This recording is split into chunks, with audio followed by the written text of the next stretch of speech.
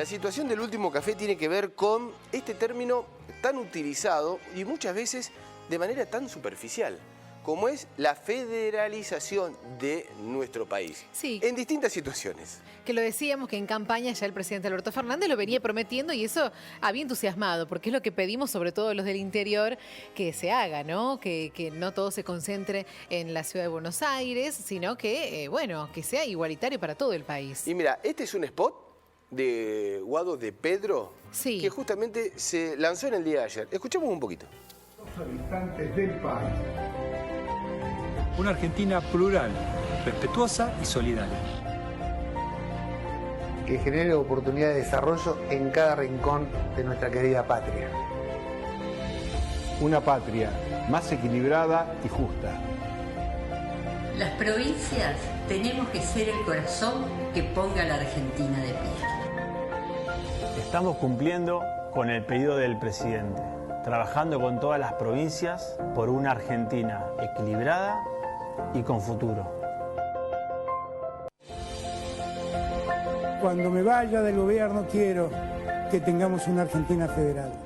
Esas eran las palabras. Este es una especie de spot que circuló en las redes sociales. Guado de Pedro, desde su ministerio, es donde justamente se ha lanzado, pero con la presencia, no menos importante, y lo remarcábamos, de una muy buena cantidad de gobernadores, de distintos lineamientos, algunos más cercanos, otros no tanto, al gobierno nacional. La ausencia de algunos otros también, por supuesto, que tiene mucho que decir en la política. Pero lo cierto es, todos estos anuncios, ¿llegan, alcanzan para decirnos un país federal o nos quedamos en eso? Vamos a charlar sobre este tema con Mónica Baeza, que es periodista de Comodoro Rivadavia. Mónica, ¿cómo estás? Buenos días. Hola, buen día, ¿cómo están? ¿Cómo estás, Mónica? Te incorporamos acá en esta charla que vamos a tener entre nosotros para pensar un país federal. Y la primera pregunta es, ¿no? A ver, ¿alcanza esta situación, los spots, los anuncios de campaña? Porque lo venimos escuchando eternamente y a la hora de descentralizar recursos, descentralizar el país con los ministerios, con las oficinas, a nivel federal muy poco pasa.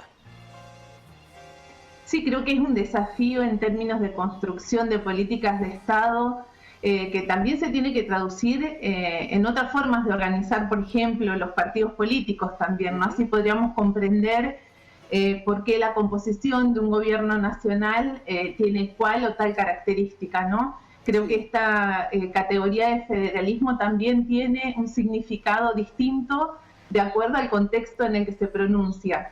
Y este spot que tiene como uno de los protagonistas al gobernador de la provincia de Chubut llega en un momento en que, como ustedes saben, porque hemos venido charlando bastante en el último año sobre la situación de la provincia de Chubut, está en una situación de conflicto, que está asignada también por un endeudamiento muy importante de parte de la provincia, que ha tenido auxilios económicos de parte del gobierno nacional y que en este caso esos auxilios económicos no vendrían a ser el problema en términos concretos, porque de hecho hay un relevamiento realizado por un economista, Santiago Val, de aquí de la provincia de Chubut, que él plantea que en realidad los aportes del gobierno nacional a través de la coparticipación, que sería uno de los indicadores a tener en cuenta en términos económicos para pensar la federalización de algunos de los recursos del Estado, se han sostenido en los últimos años, no han decrecido, y ese es un indicador positivo. Ahora, en términos políticos, ¿qué nos está ocurriendo? Justo en este momento se discute en la provincia de Chubut una medida que se tomó en el marco del COVID, que obedece también un modo de vincularse institucionalmente y que implicó que se trasladaran internos de algunas cárceles de Buenos Aires a la provincia de Chubut, en particular a la U6 de Rawson. Esta medida en principio no fue notificada a los funcionarios provinciales, según lo que dijeron, y municipales, y de esta cantidad, de este grupo de internos trasladados, por lo menos 9 dieron positivos al COVID-19, en una ciudad que hasta ahora no había tenido ningún caso. Bueno, digo, en estos pequeños detalles también uno puede leer cómo se traduce esta noción de federalismo, ¿no? Bueno, sí, claro que es esperanzador lo que estás contando y se nota, pero como lo que te preguntaba Mariano, ¿no? Mónica, ¿te parece que esta vez sí se puede llegar a dar, se pueden concretar realmente, que no fue solamente una promesa de campaña? ¿Lo ves realmente más concreto, más allá de la pandemia, más allá de la cuarentena? Que continúe después. Bueno, creo que acá lo que empieza a jugar es también lo que cada uno percibe en términos de posiciones más esperanzadoras con respecto al futuro inmediato. Uno podría empezar a analizar algunas políticas de Estado para poder decir, bueno, efectivamente acá hay una noción o una concepción más federal. Y haciendo un recorrido en distintos programas o políticas de Estado, pensaba que una que se está desarrollando en este momento y que es positivo en el modo de construcción que se está desarrollando en el área en materia de género en particular, es todo el trabajo que se viene realizando para componer o relevar el trabajo territorial que se realiza en perspectiva de género en todo el país, ¿no? Con encuentros federales, con un relevamiento del sector público, pero también del sector de las organizaciones sociales en materia de género. Eso parece como muy interesante, de la misma manera que en su momento fue la construcción de las bases de la Ley de Servicios de Comunicación Audiovisual, sí, y cómo se fue aplicando en forma intermitente en los últimos años, a pesar de los frenos judiciales y demás. Entonces uno puede comprender que hay algunas iniciativas que son positivas, que marcan un rumbo, que contemplan las características y las particularidades que tenemos en Argentina, que son diversas, incluso en lo económico. Sí. Y quiero ser positiva, digo, al menos esa política yo por lo menos relevé como algo muy positivo, más allá de los auxilios económicos que viene recibiendo el gobierno de la provincia de Chubut, por ejemplo. Ahora también el federalismo es pensar qué rol tienen las provincias, por ejemplo, en los escenarios económicos productivos.